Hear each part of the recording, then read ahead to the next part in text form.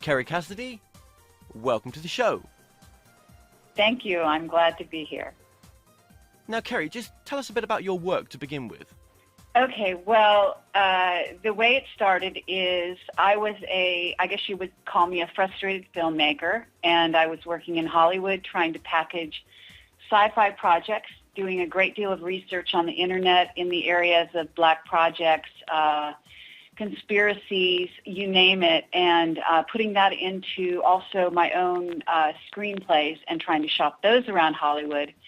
And I got the rights to what's called wingmakers.com to do to package a movie based on that. It's sort of a cult website, and has a background which is a whistleblower, which is a scientist on the run from a black project, meaning a top secret government project, and that's what the Wingmaker's story, the background story, is all about, and how he gets in contact with a race from far out in the universes, and how they were our sort of, I guess you might say, our progenitors, and so on. So at any rate, what happens is I got the right to the project, and I began shopping it around Hollywood, and I had connections with major agencies and so on, and was able to get to people like the story person for Steven Spielberg and Kathleen Kennedy and Ridley Scott, James Cameron, and so on. And across the board was getting rejected. And what was interesting is that wingmakers.com had a huge cult following, had been on the internet for, at that point, I think maybe something like maybe 5-6 years.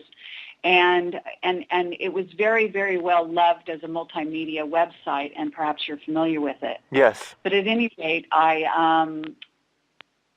sort of striking out there, I became pretty frustrated, and I decided to go out and make my own UFO documentary. So I picked up a consumer-grade camcorder. I started going around to UFO conferences, and I had the bright idea of interviewing the speakers, just kind of doing a guerrilla-style interview where I put the camera in their face and I asked them if they'd seen a UFO.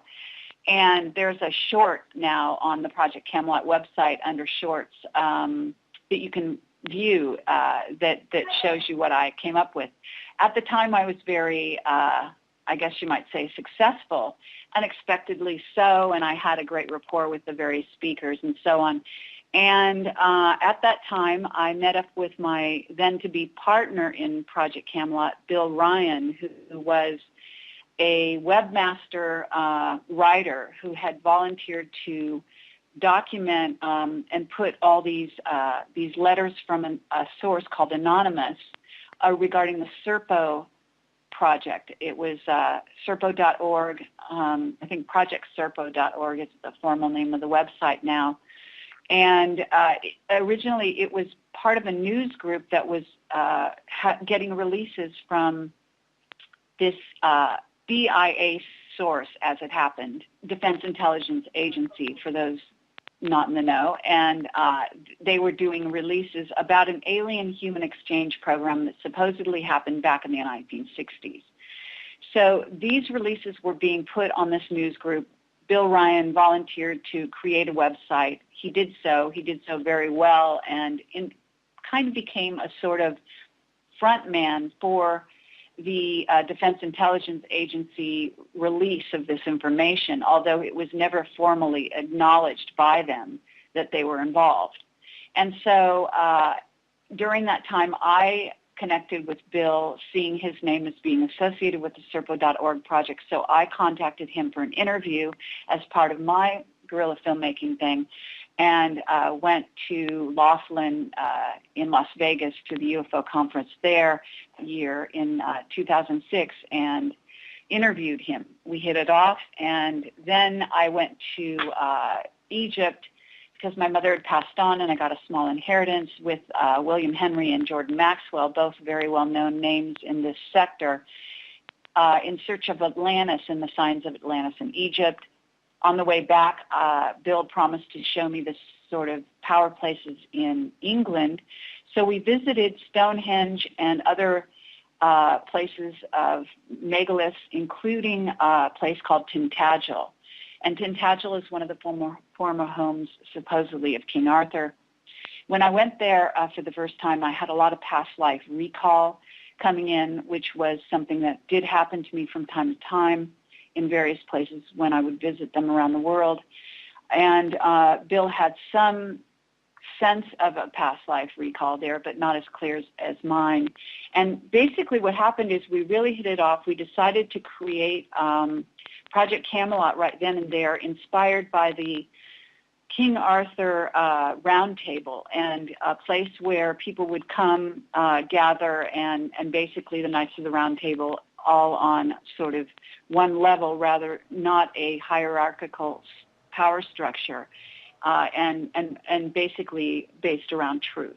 Okay. So we wanted disclosure. We wanted to bring truth to the people, and so from there we just never looked back. We created the website. We started going out around the world doing interviews with truth tellers, people from Black projects, and we're hugely successful. Okay, so what still drives you now to keep going? Well, there's always more truth to be told, obviously, and we call it revealing the big picture, going down the rabbit hole.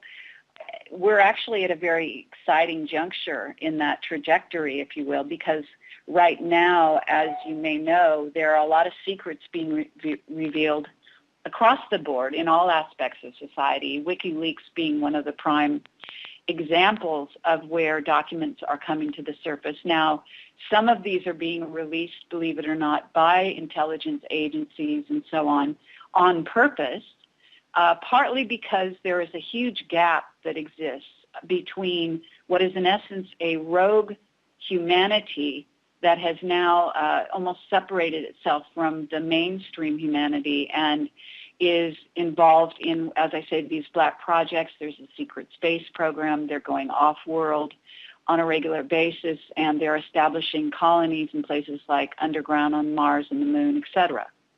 So you really believe that there are secret space programs and, we are already out there and colonizing other planets?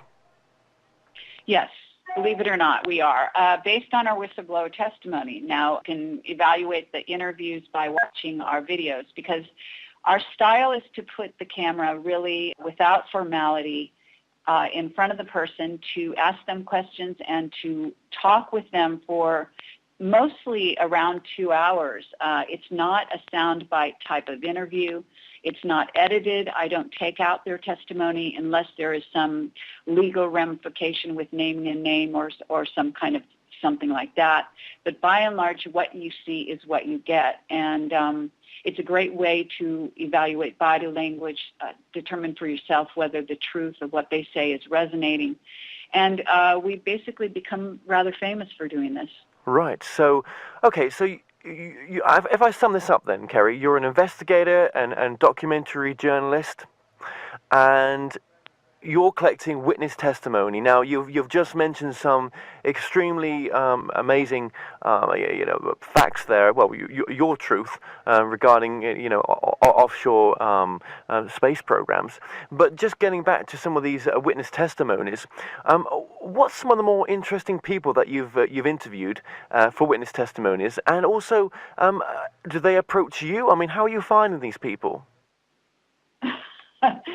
Well, it's a very fascinating process in and of itself, and we've been in operation for about 5.5 years at this point, and I have to say that we've become something of experts at evaluating even an email correspondence from a so-called whistleblower, because there is a profile that you can begin to decipher and determine whether the person contacting you really is legitimate, even by easy kind of signs that you can start to tell. One of the things about whistleblowers from Black projects, obviously, is that they're often doing this secretly or doing it somewhat covertly, that they don't want the government to know, or they are trying to protect themselves and their families for some reason, etc. So oftentimes they will contact us and they will be very careful about the contact. They will not reveal a great deal in the beginning. They will test us out by giving us a little bit of information or questioning us in certain ways. It's a very interesting process, and then we tend to get to know them quite well. Sometimes we spend months getting to know them. Sometimes we get documentation, but usually documentation can be falsified.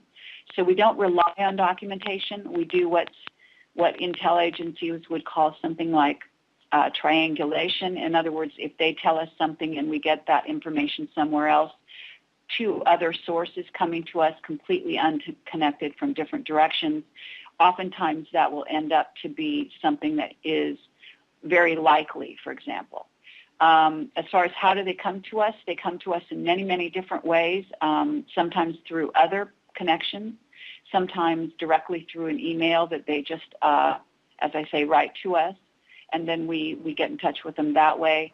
Sometimes they come up to us at conferences and quietly speak to us, and so on.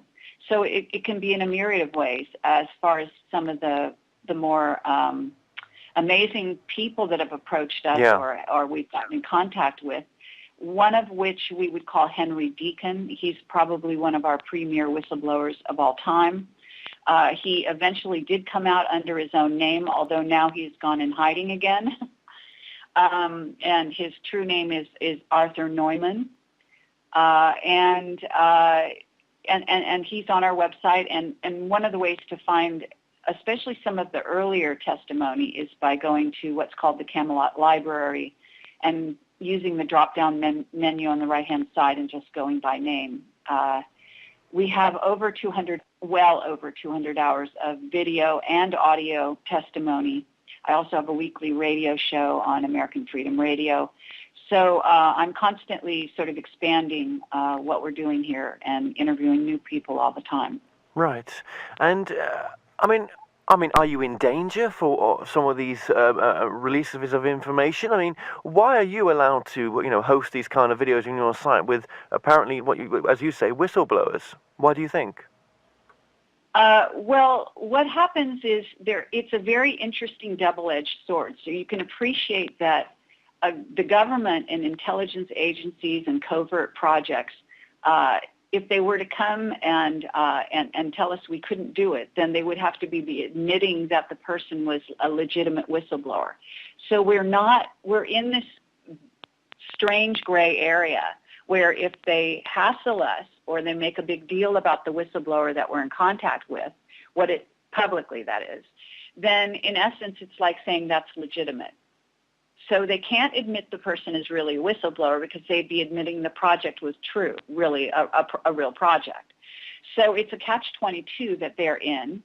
And on the other hand, the way they do deal with it is to harass us in a multiple of ways. And one of the ways is to obviously attack our website. And we've had many what are called denial of service attacks and so on our servers, and especially whenever I'm going to interview somebody even when I'm on a Skype phone call with somebody, I will get ridiculous interference and echoes and bizarre stuff going on, and the calls will be dropped repeatedly. And basically what it means is the intelligence agencies are listening in. They don't want the person to say what they're saying. There's a certain release of information that's being allowed, and what I've been told and what we've been told repeatedly is that if they didn't want us doing what we do, they would have stopped us a long time ago. They either would have killed us or eliminated the situation in some form or fashion. But they do allow it. We play by the rules to a certain extent in that we're not overtly breaking laws. Just as the whistleblowers from Black projects who come out and are released under various auspices, be they a medical release or whether they actually are violating their security oath and they do it publicly, like Bob Dean, Robert O. Dean, who is interviewed several times on our website, is very, very well known in the UFO circuit as a military commander who came forward. He worked at SHAPE headquarters back during World War Europe, and come across a very, very classified document that was given to him by one of his superiors. They brought him inside. He is part of the Old Boys Network. They allow him to release information, but he's very, very careful. So he's always treading a line, and there is a network within the secret agencies and secret societies that wants a certain amount of disclosure to happen, and it's been happening just like all this, the movies like Spielberg. There were leaks so that when Spielberg made Close Encounters, for example, and so on, to get the rest of humanity up to speed. It's this disclosure process, you may say, has been escalating for the past 3-4 years, so that there's a great deal more information out there all the time and being released and being allowed to be released. And how many sort of hearts and minds do you think you're making a difference to? I mean, how many people are you re-educating as such? Well, we have millions of visitors to our sites every month, and it's always growing.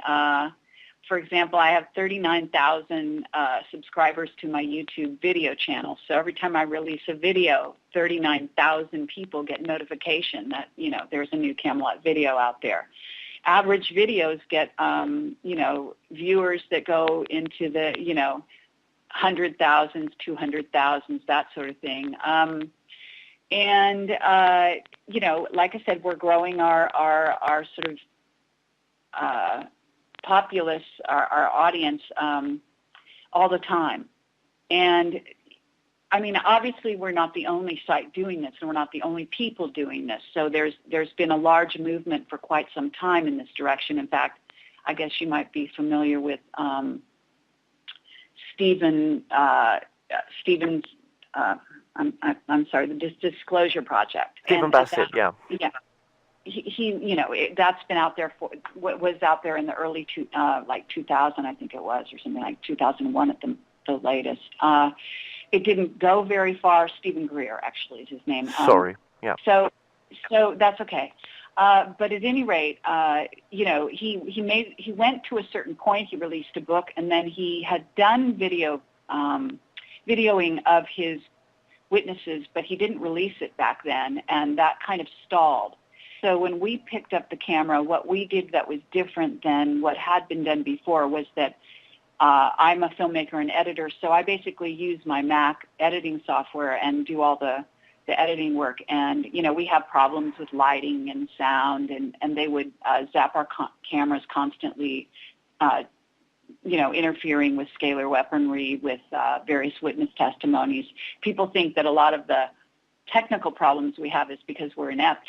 Actually, it's because we're constantly dealing with interference because there are divisions, as I say, of the intelligence agencies that want this out there, and there are divisions that don't, and they're fighting among themselves. And so we have support, and we also have people that are sort of after us. Okay, so let's get into some of your work now. What's going on behind the scenes? Tell us about what you've researched on the ET wars as such.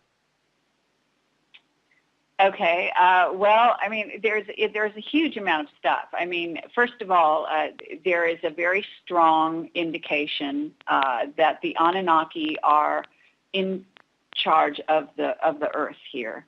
There are many ET races that are visiting the planet at this time. In my view, we are all made up of various ET races, various ET DNA, if you will. We've been genetically engineered through the ages to be where we are today. Each of us probably represents a number.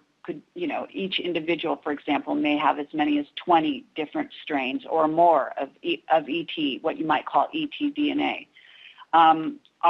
Originally, we are from the stars. We are ETs, if you will. We came to the planet from other galaxies, and we were also genetically modified since the time we got here. Of course, everything I say has huge controversy around it and different points of view, but I'm just simply giving you what we've learned from our witnesses and from our investigations. And so that's the basic sort of backbone of the entire story, and that's what's going on here. We've got a race to create from within Black projects a super soldier program, a superhuman program that involves what you might call humanity 2.0. That is what a lot of what they do is all centered around genetics and upgrading the human so that we can go out and terraform other planets, so that we can compete, if you will, for control of galaxies, etc., with other ET races, so we can augment our intelligence, our physicality, our lifespan, you name it. We've also been dumbed down in some of the genetic experimentation that's happened through the ages. And Zecharia Sitchin's work with the Anunnaki information, originally coming from the Sumerian tablets, is, of course, groundbreaking in this area. Some people don't believe that he was accurate. I happen to believe a lot of what he came across was accurate. Whistleblowers such as Bob Dean, Henry Deacon, and others have verified this information, for example. There's a great deal of secrecy around the various bloodlines. The Illuminati are working with a certain faction of the Anunnaki, in my view. Some of them knowingly, some of them don't have any idea. It depends what level, need to know, what layer of the onion, so to speak, they're on. Okay. So again, for the audience that doesn't know, I mean, the Illuminati, how would you class them? Okay, well, the Illuminati are basically made up of what are known as the very wealthy families that go across the globe, but are the main sort of divisions would be known as the Rockefellers and the Rothschilds. The Rockefellers and the Rothschilds are often at odds with each other, so they agree on some things, they don't agree on everything. They are running different factions of different countries, different areas of the globe, but they are ultimately above them is, as I say, off-planet controllers. And this is where the issues kind of come to the fore as to who you're dealing with. And I'm sure you're familiar with David Icke and his work in regard to the reptilians and so on. Okay, so your work focuses on the ET issue as such, but who's really controlling us, and how long have they been controlling us? Are we talking about one race or many, or? Well, that's just the point. As a matter of fact, there are many races, as I said, visiting this planet and that are and have been involved throughout time in genetically interfering with our races. And so you have things like the Pleiadians, who are well known, Nordics from Orion, as well as Greys, which are handling a lot of the genetic manipulation through abductions, or did through the last, say, 10, 20, 40 years, but seem to have sort of stopped to some degree now, although I'm sure there are divisions that are still interfering with that. They're working with the U.S. military. They're working with different factions in the military in Britain and other other countries, sorry. And so who's controlling us? Like I said, the main race that seems to be in control of the Earth at this time is probably the Anunnaki, a division of the Anunnaki. And there is a sort of, the story goes back to Enlil and Enki and two divisions of the Anunnaki, one that was sympathetic to humanity and possibly more on the light side, if you will, the other side, which is run by Enlil, which is more the service to self group. There is some information that there is a returning group that will be part of Marduk, and that the Illuminati are involved in all of this, and some secret societies know what I'm talking about very, very well. And things like Skull and Bones, secret societies, and black magicians that are very operational in places like the UK, Ireland, Scotland, etc. and probably worldwide for that matter. These people are aware of some of them of the backstory, if you will, of what's really going on the planet. At the same time, you have humans here on Earth who have risen to places of power using money and their bloodline, et cetera, and they've established not only great wealth, but they've gotten involved in developing a very sophisticated military machine that has gone off-planet, that has decided that most people on planet didn't have a right to know the truth about their heritage or what was really going on. And so they've been lied to repeatedly. NASA is a front agency. For more information on that, you should read Richard Hoagland's book, which I forget the name of it, but many people will be very familiar with Richard C. Hoagland. And you can go to enterprisemission.com to get the name of the book and to read it. It's all about the secrecy and what NASA is covering. I believe it was called Dark Mission. That's correct. Okay, so obviously what you've talked about there, is in a sense quite negative, but there must be a positive side to this as well. There's always a good and bad, so where's the good in all this? Oh, well, I mean, I think it's very positive to know that we are actually combinations of various ET races and that we actually have within our genetic makeup superpowers of all kinds. And this is where we there's a divergence from what they're doing in Black Projects versus what you can do through your own development of your own capabilities and consciousness. And what's happening to the planet right now is a huge upswing in which the powers of light are actually taking the forefront for the first time in probably the history of humanity on this planet. So to say there's a downside, well, yes, there has been, but it's actually rapidly changing. And as one might say, the darkest is right before the dawn. We are having sort of a new world order that's trying to take precedence on the planet right at this time simply because we are having some huge changes in regard to the energetics that we're entering in the solar system at this time, the heating up of the various planets. It's not just happening to the Earth, it's happening to our whole solar system. As we move into alignment with the galactic center, as these energies of what is in essence a super wave of energy coming at our planet and at the solar system, and you can go to the work of Paul LaViolette, who is a very well-known and well-regarded scientist who we have interviewed on our website talking about the super wave. There is a great deal going on, and we have, as many people will know, we also have planets coming into our solar system. We have a release of information revealing the secret space program that has been unknown to most of humanity up to this time, except those participating in it. So to say it has been a dark time is true, but it is actually what Project Camelot is involved in. The fact that the truth is finally getting to humanity after all this time is actually a very joyful thing. In your opinion then, Kerry, I mean, do you think a lot of people are switched off? And what's your hope for them? I mean, are you here to, obviously you're here to, just to spread your message and continue your work, but I mean, what if not that many people, do switch on? I mean, what do you think is going to happen in 2012 as well? I mean, do you see people becoming more aware? Well, I see it every day, but I understand that maybe other people don't so much. Certainly what's in the news is often lies and fabrications because the media has been bought and paid for by the Illuminati. So they are basically under their control.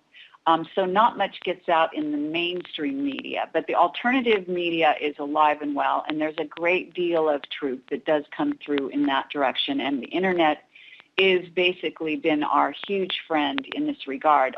Yes, surveillance has increased as a result of the Internet, but on the other side, our freedoms to communicate and to reach globally really are unprecedented at this time. So as far as waking up people, yes, there are people coming, young people that are waking up in droves. We get letters all the time, people thanking us for completely changing their entire lives. the most amazing letters we get from people. And it's not just once in a while, it's every single day since we've been in operation. And so I think it's also obvious. I mean, if you listen to the media, if you watch even what's on television, certainly in Britain and in the USA, you can see the emphasis on revealing truth within the various TV shows and movies that are out there. It simply requires that you be discerning and that you pay attention, that you use the sixth senses and beyond to ascertain whether something is true or false, and intuit also, and also do what's basically triangulation, taking information from different options and comparing and contrasting it. So yes, I do think many, many people are waking up all the time. I think it's going to be increasing up to and beyond 2012. I don't see 2012 as an end date. I see it as a bridge into a new reality. I think that we are moving in that direction very rapidly right this moment. And I think, as I say, it's increasing all the time. So, okay, would you say that 2012 is just a date not to get fixated on it?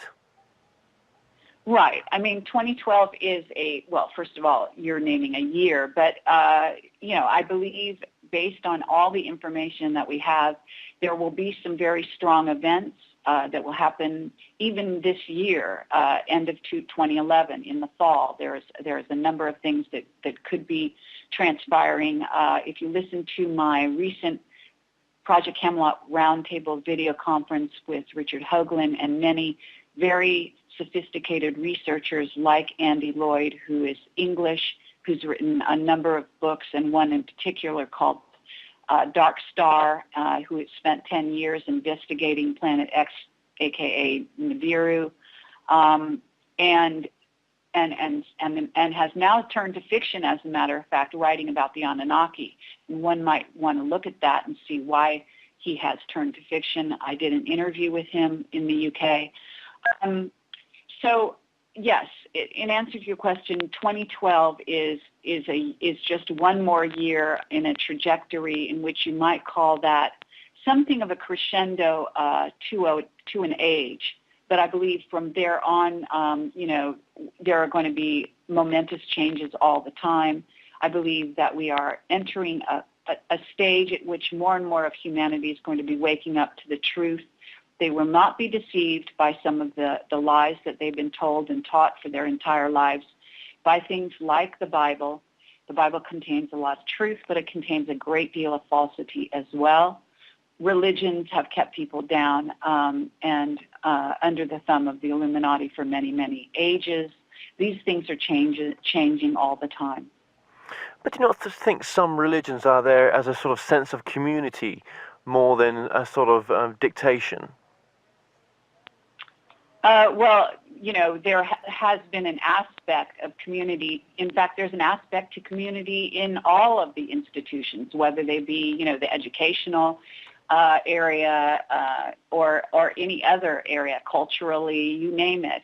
But the trouble is that religion was used as a yoke around humanity to keep them subdued, to keep them from thinking for themselves, to keep them from analyzing and understanding the truth of their surroundings, and for getting them to worship what were, in essence, very fallible alien race called the Anunnaki, who called themselves gods when, in fact, they were just as fallible as we are. So what are some of your sort of spiritual views then?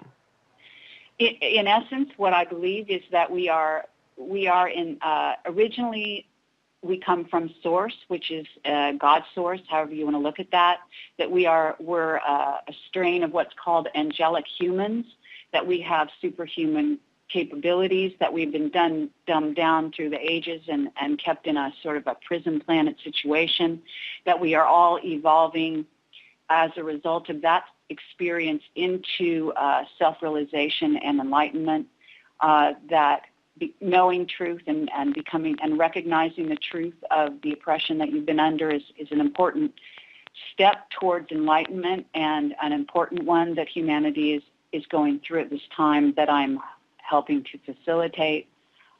And I believe we're ultimately all on the way to journey to the stars, to help our fellow man and our fellow beings to evolve and to return back to Godhead, so to speak. Okay, I mean that's again fascinating and incredible information there to sort of digest, and we I'd love to have the more time to go into just some of those aspects, but I want to just go back a few steps as well, because regarding some of the sort of government secrets that are out there, I mean, as far as I've sort of, from the people that I've interviewed, the UK holds a lot of secret underground bases. And what has your sources told you about some of the underground bases throughout the world? And, Dulce, for example, is one that I hear a lot mentioned. Right. The Dulce base is actually very notorious. Goes down many levels. We've got testimony from whistleblowers in that regard. Certainly from Bob Dean and from Dan Burish, as well as John Lear. These are some of the whistleblowers that have referred to the underground bases. We also have contacts that get in touch with us for a time. I have a very deep black whistleblower who got in touch with me regarding some underground bases, not just Dulce, but in the Texas and the New Mexico area. There are underground bases really lacing the United States and under China and under England and probably most of the countries of the world at this time. There's a huge underground network, if you will.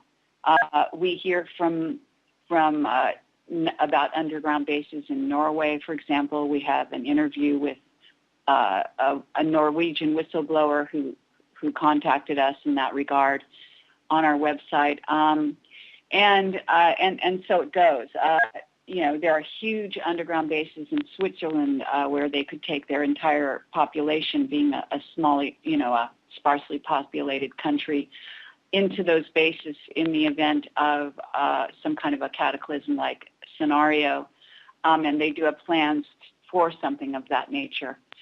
Some of those bases are established for preventing the end of humanity as a result of what might be incoming asteroids or planetary cataclysmic events as a result of other planets entering our solar system and other geophysical changes that might happen on the planet, earthquakes, and you name it. There's also the extremely volatile character of our sun at this time, things that have to do with CMEs that could hit the planet, that could decimate not only our electronics, but also, kill people simply by being exposed to the radiation. Our atmosphere has been thinning, and there's a great deal of work that has been done in that regard by, for example, Clifford Carnicom, who I just interviewed on my radio show recently regarding chemtrails and so on. So it's a huge grab bag of information, and we've been basically following all these leads whenever we can find them in this regard. And so underground bases, yes, that's a huge part of the secret space program and the hidden black projects, most of which operate in those underground bases. Right. Okay. And I mean, just going back to what you were just saying there. I mean, there's been talk as well of a sort of coronal mass ejection from the sun, causing perhaps even the grids to go down temporarily. I suppose these secret underground bases, they have lots of uses. Absolutely, and some of the uses have actually been modified and changed over time. In fact, one of my whistleblowers told me that they found recently that they actually hadn't dug them deep enough or fortified them properly, so that some of them are actually being remodeled at this time and fortified for what may be eventually a pole shift, a physical pole shift on our planet. So yes, I mean, obviously they're used for many different purposes. Well, that's There are enough. high-speed trains, for example, going underground that can take people in the morning from Las Vegas, let's say, to Pine Gap in Australia. You know that For work. takes a bit to get your head around. That does. Um, Yes. but you know, again, I mean, you know, this is what your information is telling you, and this is what your researchers took you in you know, to say something like that, hasn't it? Exactly. We have lots of verification from many different sources of these things. I'm not just talking off the top of my head, so to speak. No, absolutely not. And again, you were talking there very much about sort of, you know, future Earth changes or not so future Earth changes. What do you see the state of Europe being then? I mean, that's obviously of interest to us. Sure. Well, I mean, there have been a number of changes. I mean, one thing that's worth understanding is that, first of all, the Illuminati and the military-industrial complex worldwide and various ET races that sort of are at odds with each other are conducting what in essence are weather wars at this time. And therefore, they are using, as Tesla and as Wilhelm Reich did the groundbreaking investigations scientifically into these areas, at least as far as we know, humanity.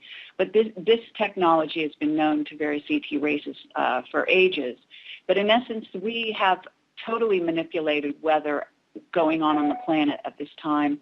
We have earthquakes that are being purposely created, tsunamis, and so on, using scalar mechanics and weaponry. All of this is going on. So when you say what's going to happen in Europe, what's going to happen globally would be a good question.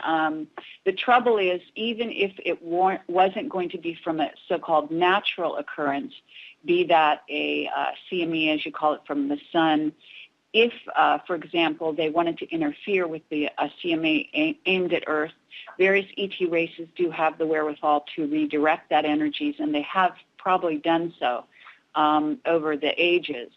And we also have some technology that's in our underground bases that apparently has also that capability. According to my interview with Valery Uvarov from Russia, we went to Russia and interviewed Valery Uvarov and also Indigo Child, who had past life recall name of Boriska a few years ago. At any rate, so to say what is going to happen, the trouble is that the Illuminati have a timeline, they have an agenda, and they are pursuing it. The Georgia Guidestones have engraved in stone some of their plans for humanity. One of those things is to eliminate a large degree of the population because they feel that we are overpopulating and destroying the planet, of course, and also because they're interested in certain bloodlines taking precedence here on the planet. But whether they're going to be successful or not is a whole other question, because what has happened is that humanity has begun to wake up. And so their plans have gone astray. They've reached a lot of obstacles also as a result of humanity working with various ET races that are positively oriented and don't want to see humanity interfered with in this way. And so, yes, we may have some earth changes, but you may also find that those earth changes are purposely created, such as the BP oil spill that caused the Gulf Stream, the northern part of the Gulf Stream, to slow down and even to stop for a time. I'm not sure if it stopped at this time. I don't know if it started up again. I know it had stopped sometime after that very significant accident, which I'm told was caused by a nuke that was planted under BP, the oil rig out there. And I had a lot of different whistleblower testimony in this regard. Yeah. There's something going on under the Gulf. There are a number of ET bases for one thing, but there is also a rising seafloor. There is they're utilizing that situation to vacate certain areas of the Gulf states, to get people to move inland. I don't know all that's happening. I do know that some psychics are seeing, including myself, are seeing the rising of the seafloor, bringing to the fore ruins from Atlantis that the powers that be don't want people to know about. Secrecy is the name of the game. It has been the name of the game for ages, and it continues to be. So if you see them doing something, it often has to do with them covering up something else. Would you be surprised, though, if some of the changes that we've been talking about today, especially these sort of major Earth changes, and even, the sort of loose 2012 talk that we've had, would you be surprised if it was these sort of changes were much subtle, much more gentler, a bit like the Y2K thing? It never happened. It could have. Yet, would you be shocked? Personally, no. Because I pretty much keep an open mind on all levels. So I try to just sort of watch and listen and see what I intuit.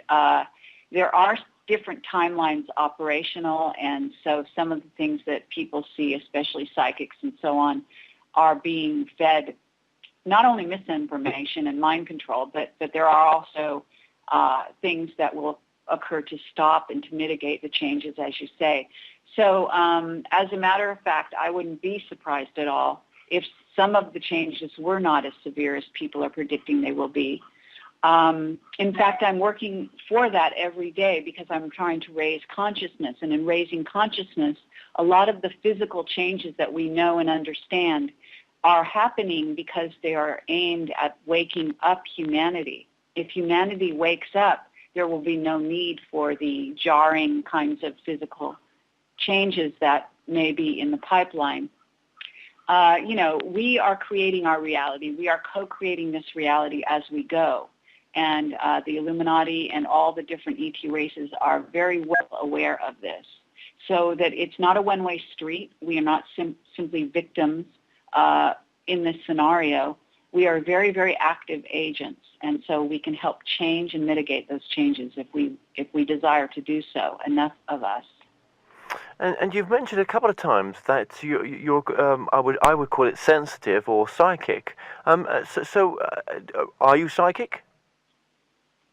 Well, my view of that is that everyone is psychic. It's just a matter of whether you've developed your sort of abilities in that area. And yes, in essence, I have worked in that area to develop my abilities, and they operate very well. I've had verification numerous times. I've seen the future, and sometimes I see it as sort of a film strip, and it does play out exactly as I've seen it. In other cases, it doesn't. In other cases, I'm still waiting to see whether or not something I've been shown will actually transpire in this timeline. But if you meditate, if you keep live a clean life, for lack of a better word.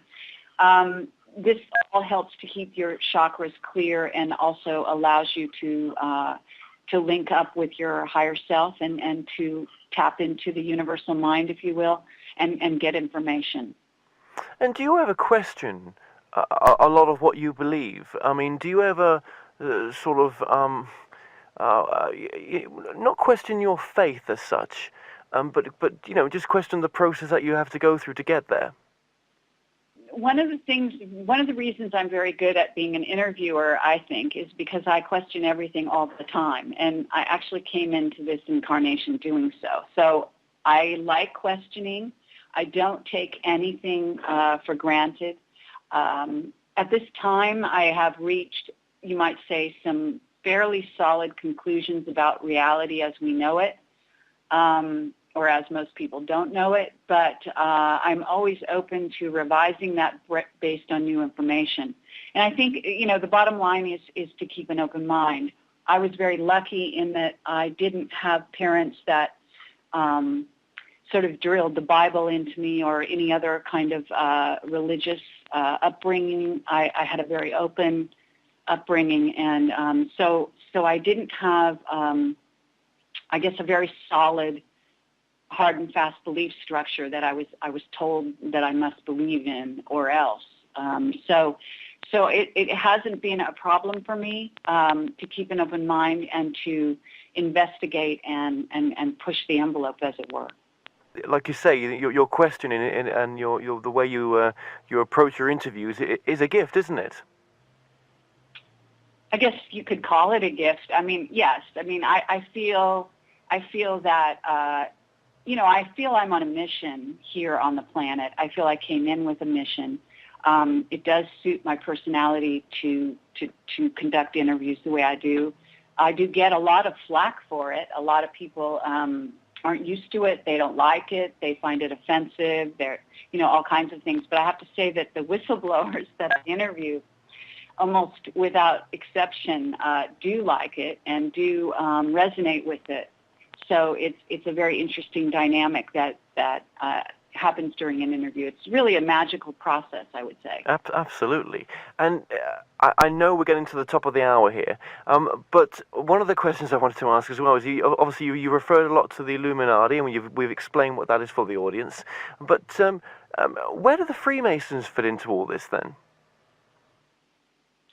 Well, many of the Illuminati are Freemasons. Many of them are Masons, but the Freemason heritage is very convoluted at this time, and that probably would take a radio show to go into. Yeah. But basically, you could go back to the Crusades and before, and it has to do with bloodlines. It has to do with taking an oath and unfortunately, there's a dark side of Freemasonry and a light side, I'm sure, of Freemasonry.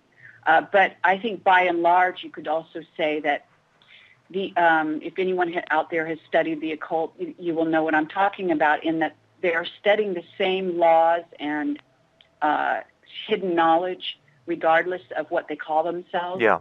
And then it's really what you do with it and how you approach it from there on. Yes, because as to where you fall in the spectrum. Absolutely, because you mentioned Zachariah Stitchin, and there was sort of talk out there that he was a Freemason as well. Yeah, I wouldn't be surprised. I mean, a lot of people come from maybe bloodlines that involve members of the Freemasons. Also, may have current members. Certainly, the military is packed full of Freemasons. That, again, doesn't mean they're good or bad. It simply means that they're part of a group. Some of them are even aware of it, and some are not. Some are on lower levels, have taken all kinds of oaths. Some are very black magicians. It really runs the gamut, I'm sure. Okay. And again, your website where people can get in contact with yourself and listen to a lot of these interviews and watch them online as well. Okay, it's projectcamelot.org. We also have projectcamelot.tv, where you can see a lot of our recent video conferences that we do charge money for. 99% of our information on Camelot is free and has remained free throughout the years. And I continue to do free one-on-one interviews as well as a radio show. But to augment our income, we do at this time do events such as the Awaken Aware Conference that will happen on the 23rd, 24th, and 25th of September. And if you can go to awakeandaware2011.com and see more about the speakers, really amazing speakers, and have everyone in one place at one time over a weekend is just, I can't tell you how amazing and magical that experience can be. We put on a conference in 2009, and people are still talking about it today. We will be live streaming it over the web for the people that are too far away to attend in person. And I really encourage you all to participate. It's going to be a consciousness event. It's going to be very, very crucial for the days ahead. Richard Hoagland and many others will be bringing forward very important, timely information that will help you deal with probably the next few years. Well, Carrie, thank you so much for joining us, and we're going to put all those links on our website, so thank you very much. Thank you so much.